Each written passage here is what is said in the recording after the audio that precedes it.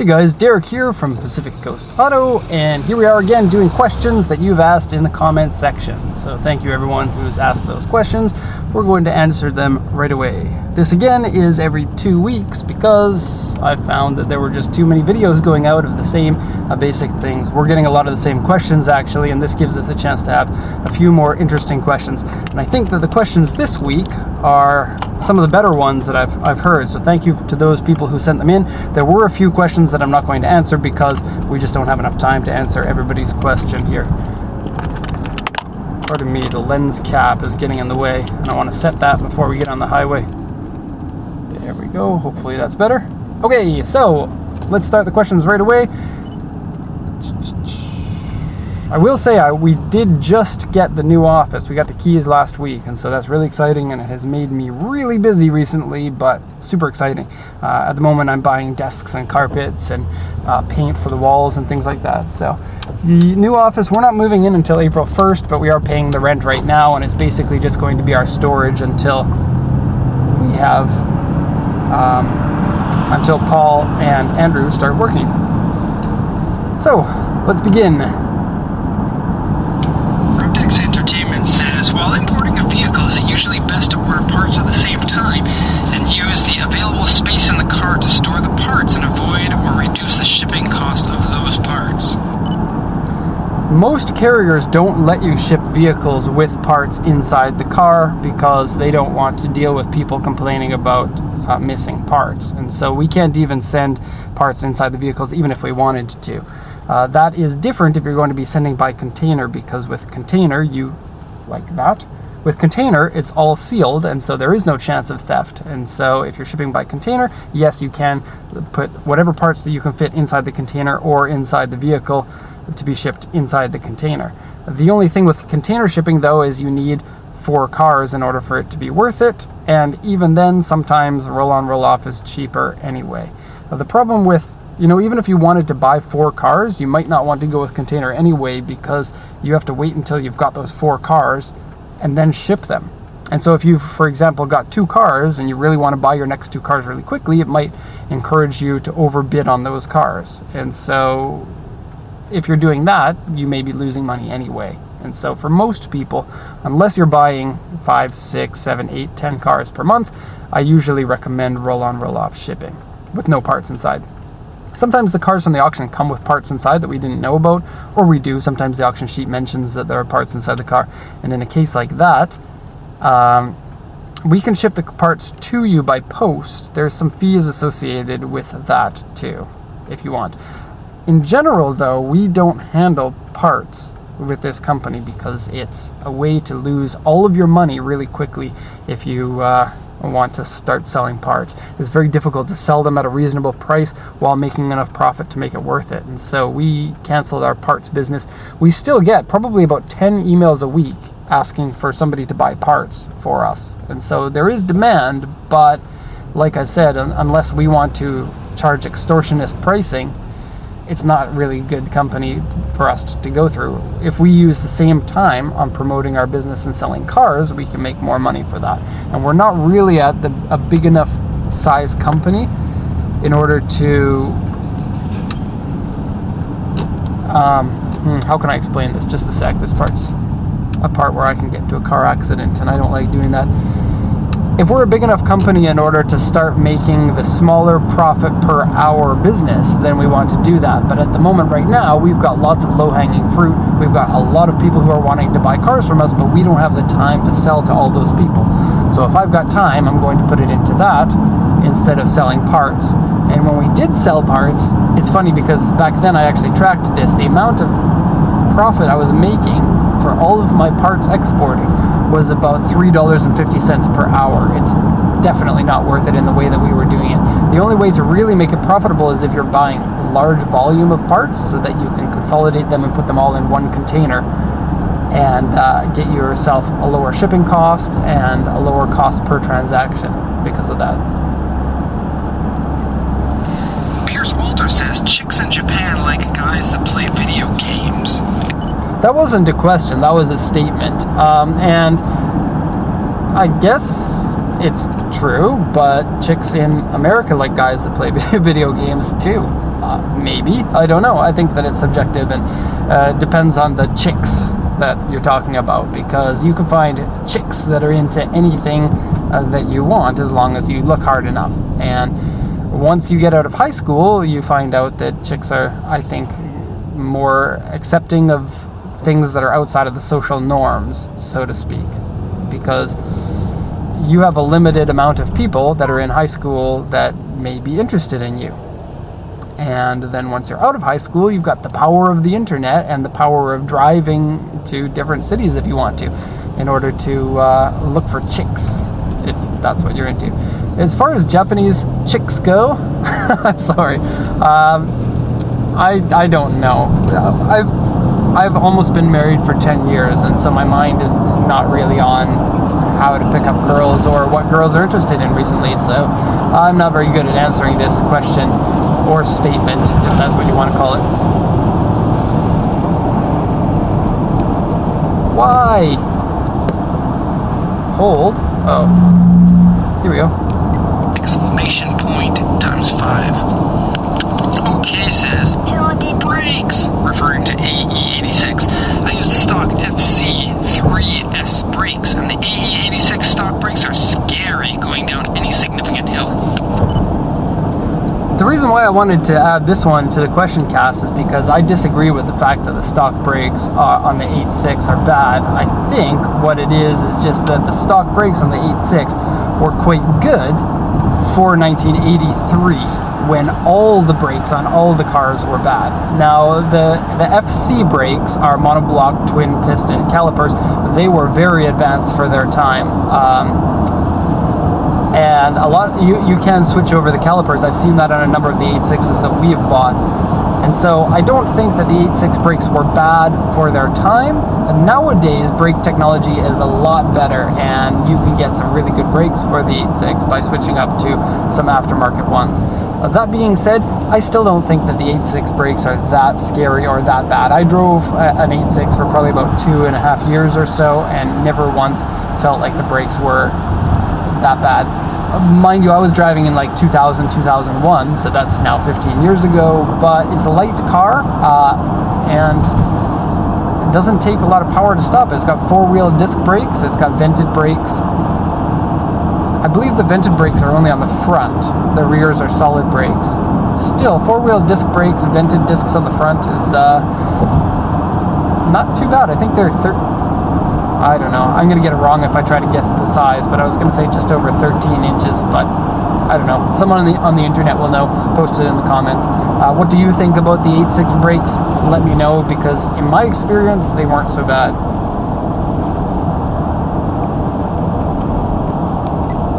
Matt Johnson has 2 questions, and I'm just going to paraphrase a little bit. Here he says, is it dishonest if a dealer doesn't disclose an accident damage on a car until after they've had an inquiry? He says this because he looks at dealers who bring in cars from Japan all the time, and he notices that they post the auction sheet, which shows it's an R grade, or sometimes they erase the R grade off of there and just show the auction sheet with no grade, which I don't know, might be okay to do. As long as you're telling the customers that the car has been in an accident when you sell it, I don't suppose that they're doing anything dishonest. It's just not the way that I would handle it if I were a dealer. I am not a dealer. We are an auction agent, so what we do is we purchase for other people, and so of course everybody knows the cars that come in, exactly what grade of auction they are when we translate it for them, and so there is no pulling wool over your eyes. And whether it's honest or dishonest for dealers that already have the cars landed, like I said, I don't think that it's dishonest, but it's probably not as integral as I would like it to be honest. That's not to say that these dealers are automatically shoddy because of this, and so don't take this as a slam against the dealers. Set the cruise control here. Just give me a sec. Okay. Second one is, if you're driving a 15-year-old car from Canada down into the US on a day trip, is there going to be any problems? So, yes yes and no. Legally, you're allowed to drive your car from Canada to the US, even if it's not 25 years old. So for example, if you bought a Mark IV Supra in Canada, and this is your car and it's registered in your name, and you drive it to the US, you'll have no problems at the border, because the border agent, even if they're a little bit skeptical of a car that is illegal to import into the USA, it's still your car and it's in your name. And so if that's the case, then there shouldn't be any problems. Where there is a problem is when people in the US buy cars from Canada and then try to smuggle them into the USA. And usually this is known because the person at the border will say, pull over to the side, I want to check your registration papers, and then they're in someone else's name.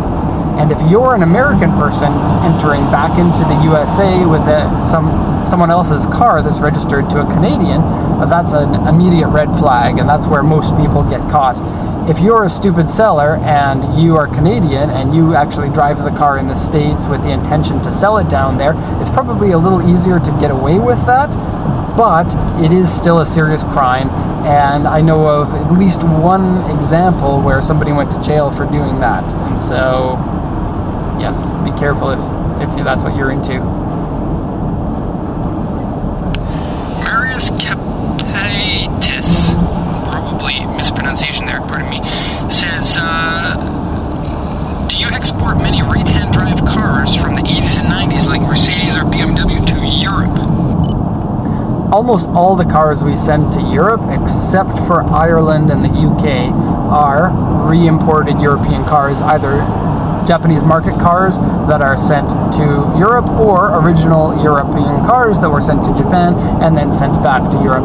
The market for those cars right now in Europe is really good, and so a lot of people in Europe, especially dealers, want to import those cars at the moment because Japan's got huge selection of cars that are otherwise unobtainable or very difficult to find in Europe. In particular, low mileage cars, because most of the people who drive in Europe put on more mileage onto their cars because there's lots of really cool, interesting places to drive to. Whereas in Japan, people just don't drive their car that often. I drive my car about 12,000 kilometers a year, which is very much on the high end of things, but it takes me over an hour to get to the port when I do port days. So that's why most people in Japan, their employer, as a rule, maybe not as a rule, but every employer does this, pays for your train to get to work. And so almost everybody trains to work instead of drives because traffic is unpredictable and you can very easily miss the beginning of your work, whereas the trains are extremely predictable and very rarely are that late. Now, they sometimes are late, but as a percentage of times, it's not that often. Jeremy Zaplatosh says, I want to start an exporting company from Japan, but I need 2 guarantors to get an auction license. How can I get those? This is an interesting question because this is somebody who is looking to become our competition, basically. And he wants us to help him find out how to start up a company that we very much struggled in order to do these things ourselves. Now, when we were starting the company, we got all the information online from various sources, but because the internet was less of a big deal back then as it is now, there was just less information out there on how you do it. If you want to start an export company, there is more than enough information online to get it started, but I really highly recommend you have somebody Japanese or hire a Japanese lawyer in order to write up your incorporation documents, because it makes it a heck of a lot easier than trying to do it yourself. That being said, if you want to get a USS auction license, you need to have 2 guarantors, and each of your guarantors has to own land, and the land probably has to be worth $500,000 or so. Otherwise, it's not going to qualify for that. This is probably a big surprise to a lot of you out there, but most exporters don't have direct auction access to USS. And this includes us, because it's nearly impossible to get that, because I need to own land, my guarantor needs to own land, and guaranteeing in Japan is a little bit of a funny thing, because if you guarantee for someone else, and this is usually how loans and mortgages are done in Japan, even if you have good credit, because credit here doesn't mean as much as a guarantor, what you do is you get somebody else to guarantee for you, and 95 to 99 to 100% of the time it's your family members, because if you guarantee, that's permanent and there's no way to unguarantee. And so if I say, yes, I'll guarantee for you, I have to guarantee for 50 or 80 or 100 years with no obligation that I'm going to switch. Now, of course, you can sue somebody for anyone and you can take them to court to stop being your guarantor, but it usually doesn't get to that. Usually the company fails and then the guarantor has to pay tons of money. And this causes a lot of problems because there's no social net in Japan. There's no way to claim bankruptcy and to get away from all of that cost. And so you can basically ruin your life by guaranteeing the wrong person. Now for me, the way that we're doing this is I can guarantee for myself, and corporate entities and individuals can guarantee. My wife owns a company that we've started together 2 years ago, and then she's going to be guaranteeing for us. But going back to what I said about exporters, a lot of exporters don't have direct access because it is so difficult to get.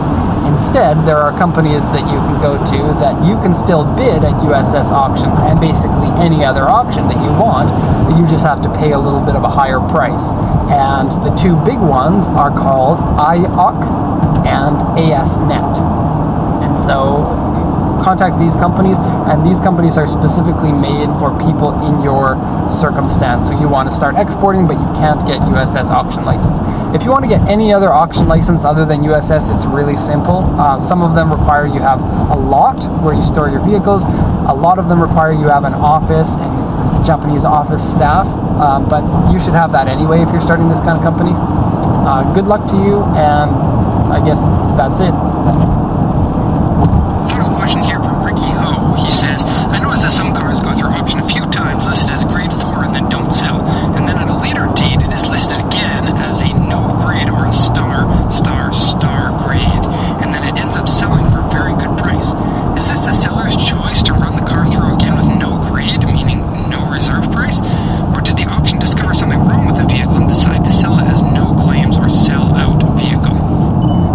Okay, there's a lot to go over there. First off, a grade 4 car is generally a great condition car. When you sell a car, you can set a reserve price, which means the price that the bidding has to reach before the car gets sold. And if it doesn't reach that, then the car goes unsold and comes up again next week if the seller wants to relist it. There's another grade called star grade, or no grade. There are different names for it depending on who you ask.